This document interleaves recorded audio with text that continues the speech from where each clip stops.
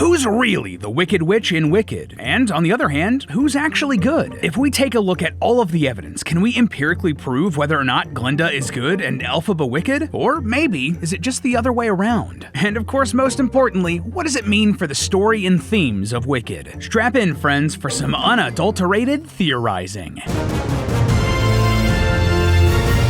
Hello Internet, welcome to Film Theory, the show that knows that this feeling so sudden and new is clicking subscribe to get theories to you. So, like most of the entire population of the United States, I went and saw Wicked over the Thanksgiving weekend, and let me tell you, as someone who isn't typically into Broadway, I was blown away. If you don't know, Wicked is an adaptation of the musical play of the same name, itself an adaptation of the novel Wicked by Gregory Maguire. This story reimagines the classic Wizard of Oz universe and gives a different take on its characters, presenting its version of the Wicked Witch of the West as Elphaba Throp, a misunderstood but powerful sorcerer forced to be roommates with the popular and self-absorbed Glinda Upland, later known as Glinda the Good Witch, as they go to school at Shiz University. Along with Hamilton and the Book of Mormon, Wicked is one of the most popular musicals from this century, and honestly, this was an amazing adaptation. The filmmakers crushed it on this one, and that's without even mentioning the catchy songs from the show itself, like Popular has been stuck in my head for over a week now. It's so good that most people aren't even annoyed that it was split up into two parts. Like seriously, what is up with Hollywood doing that with these adaptations sometimes? Regardless, of course, you know me, loyal theorists. As I was sitting in my theater, my theorist cogs couldn't help but start a-turning. And there were plenty of ideas for theories coming out of this movie. Did Fiyero not fall asleep from the poppies because he's built up a tolerance to opium? How did Elphaba's cloak keep getting longer and longer at the end, and how much would that thing weigh? You know, the normal things people think about during movies. But what really got me thinking was how this version of the world of Oz categorized its characters. See, Glinda is outright called good by everyone around her. It's a core part of her identity, while Elphaba is scorned as a wicked witch just because she goes against the grain. Like, starting out, the rest of the school straight up hates her because of this. Obviously, the truth is a lot more nuanced. That's the whole point of this story. But, well, is Glinda actually good? Is Elphaba wicked, or is she not that girl? If we looked at this as scientifically and psychologically as we could, at all of the actions and motivations for Elphaba and Glinda, and then we tried to place them on an alignment chart, empirically, where would they actually end up? Is Elphaba good and Glinda wicked? Well, the answer isn't so black and white, friends, or I guess pink and green, and you are going to be surprised with where they end up. Put on your pointy hats and prepare to dance through life, loyal theorists. We're about to defy gravity. So just to be entirely clear, we are only going to be talking about the Wicked film here, not the play or the book. So that also means that we're only going to be covering what these characters do in the first half of this story. We won't be considering what's going to happen in the second movie, even if we have a pretty good idea of what that's going to be thanks to the source material. Cool? Cool. Probably the best place to start here is to get everyone up to speed on what it actually means to be good in this context. So let's really explain an alignment chart. You've probably seen a few of these around the internet before. Basically, they categorize characters into one of 9 sections on 2 axes. The first is whether or not they are good or evil, and the second is whether they are lawful or chaotic. And in between those 4 points, you also have neutrality. I think this is a pretty good alignment chart with popular characters that gives you an idea of the different sections. Superman is a big Boy Scout who likes to follow the rules and help people, lawful good. The Joker is a maniac that does what he wants and doesn't care if he kills people, chaotic evil. Then you have characters like Harry Potter who help people regardless of the rules, Robin Hood who helps people in direct conflict with the rules, Captain Jack who's only in it for himself, Darth Vader who follows his evil empire's laws but does bad things. You get the idea. And just to be clear, this isn't just like a vibe check or anything like that. These categories have actual meanings. See, the system has its origins back with the tabletop RPG Dungeons and Dragons. Yes, this little dice goblin did finally find a way to sneak his love of D&D and math rocks into another theory, thank you very much. In D&D, concepts like good, evil, law, and chaos are sort of cosmological forces. Some otherworldly entities and deities are literally embodiments of good, evil, law, and chaos. It's complicated and less important for us here today. No, the important thing is that characters were sorted into these alignments based on their actions and motivations, by what they do, and almost as importantly, why they do it, and that was what defined a lot of what powers and spells they could take in early versions of the game. It's less important or entirely irrelevant these days, but the idea has survived partially thanks to the popularity of this online meme. So if we want to see where Elphaba and Glinda would actually fall on this chart, we'll need two pieces of information. One, what does it mean to be good and evil? And two, what do they do that's good or evil? Well, let's start with that first question and what it means to be good in D&D. According to the 2014 Player's Handbook, you can count on good people to do the right thing. This can be doing good as society sees fit, or following their own conscience and doing what they believe is the right thing. Usually, good also means being altruistic, having a respect for life and concern for others' dignity. Good characters will make sacrifices to do the right thing. And honestly, that's also a pretty solid breakdown of what modern society also views as good. Like, yes, obviously it will vary from person to person and culture to culture, but there are some overall good qualities that most of humanity agrees on. According to Dr. Steve Taylor, senior lecturer in psychology at Leeds University, to be good is to lack self-centeredness and to have the ability to empathize with others. You are able to feel compassion and put others' needs before your own, see beyond superficial differences like race, gender, and nationality, and self-sacrifice for the greater good.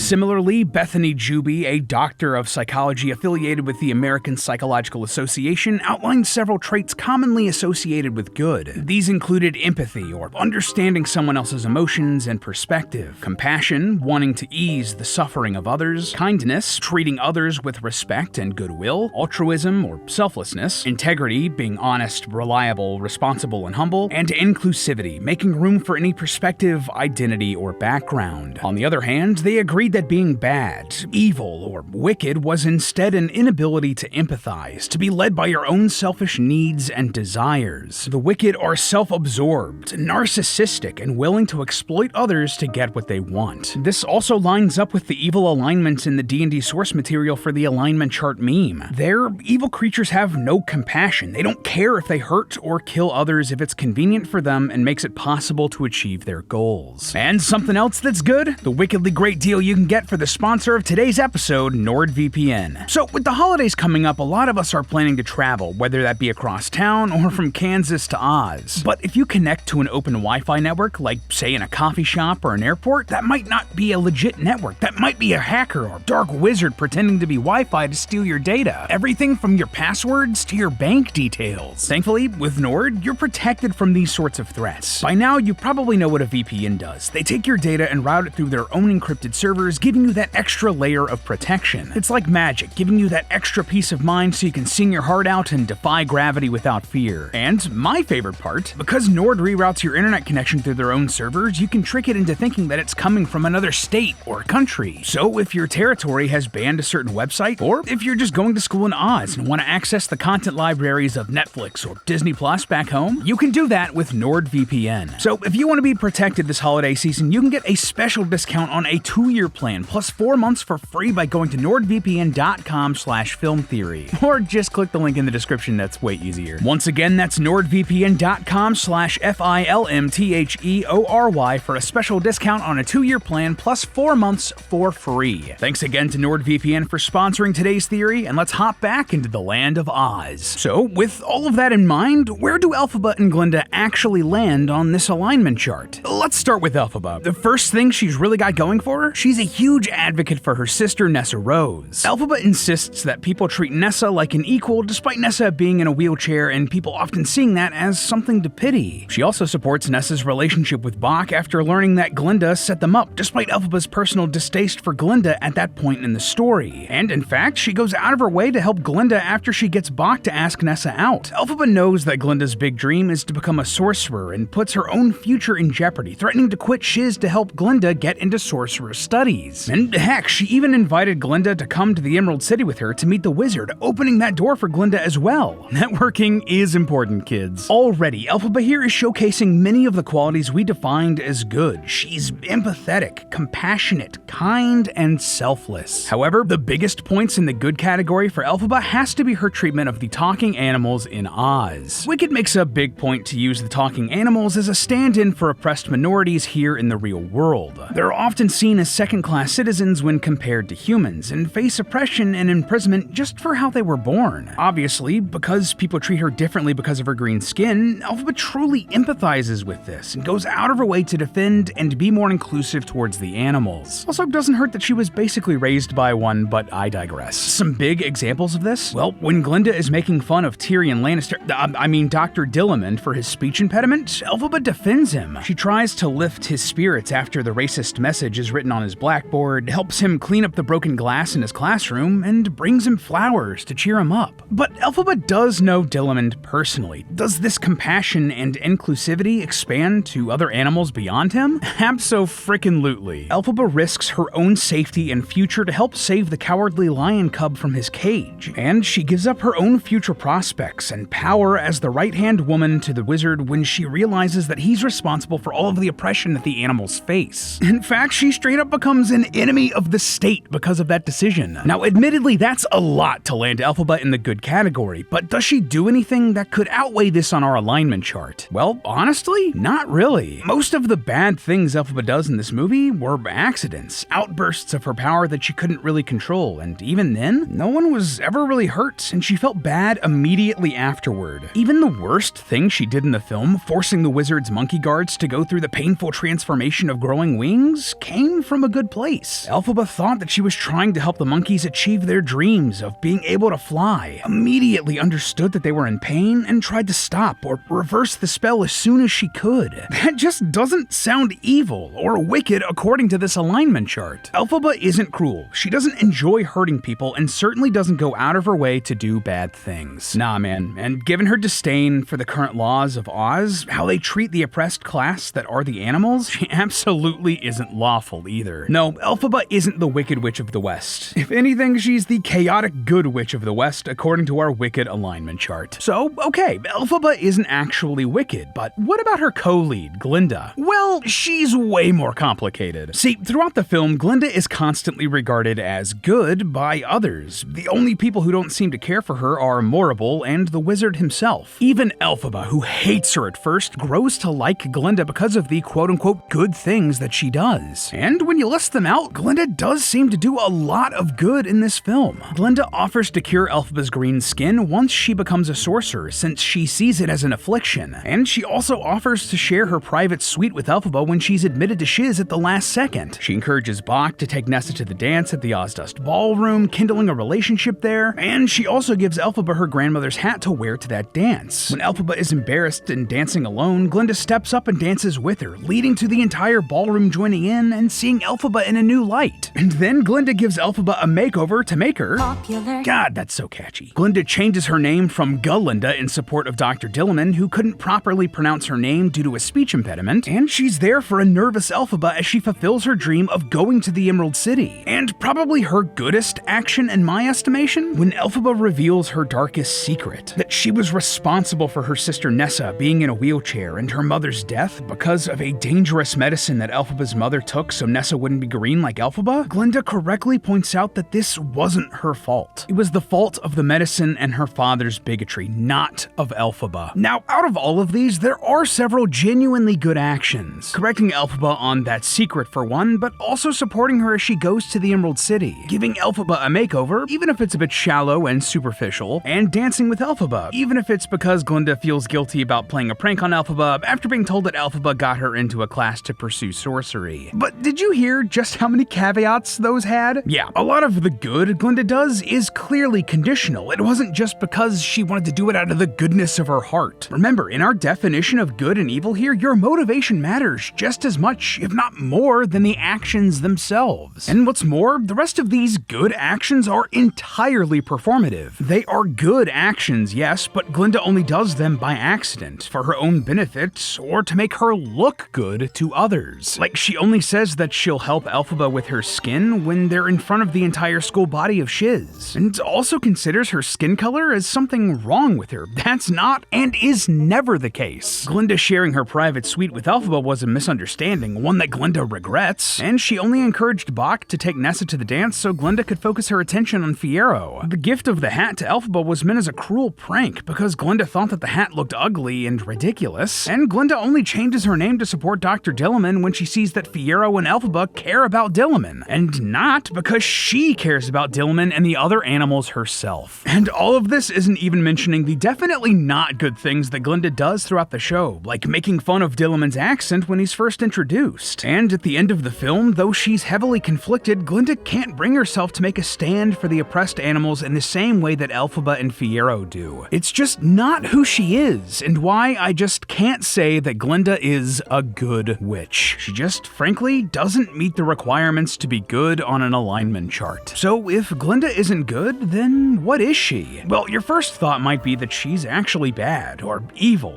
or wicked, one could say. After all, those psychologists we referenced at the top of the episode said that the wicked are self-absorbed and narcissistic. Doesn't that sound like Glinda? Maybe, but I don't think so. Honestly, that's part of the theme of the show, right? There are multiple sides to every story. What might look bad could actually be good, and vice versa. People are not binary when it comes to good and evil. There are shades of both in everybody. And like, for real, you truly have to make an effort to be evil, which we see in this film. Both Morrible and the Wizard of Oz are shown to be cruel and racist. They threaten people who oppose them or to keep the talking animals in line. And they're just giddy at the pain and exploitation of characters like the flying monkeys, just so they could have spies for their cause. That is unambiguously evil and very much not what Glinda is about. In fact, when it comes to Glinda, bringing it back to our alignment chart, I'd actually say that she's somewhere in the neutral spectrum. Now, when you hear neutral, you might think that this means that a character is a fence-sitter, that they have no strong convictions, like those guys from Futurama. I have no strong feelings one way or the other. But for an alignment chart, that isn't necessarily true. Like, sure, if you're neutral, you might not really have the commitment to go out of your way to help others just because it's the right thing to do. But that also doesn't mean that you're fine with just hurting or killing others for no reason. You're not a monster. No, the thing that defines a neutral character is their personal relationships. Yeah, if you're neutral, you're still committed to others through your one-on-one friendships and loves. And that's exactly what we see with Glinda. Think about it. She becomes very invested in Fiyero after their romantic relationship begins, and she also becomes very fond and protective of Elphaba after they grow close. After she realizes the good that Elphaba has done for her. I mean, like, the song Popular even straight up says this in its lyrics. Quote, "Now that I've chosen to become a pal, a sister, an advisor, there's nothing that can stop you from becoming popular." I would have played the music there, but copyright strikes terrify me. Glinda goes out of her way to become friends, and all of a sudden she's supportive of Elphaba, offering her reassuring words, affirmations, and helping her become more popular.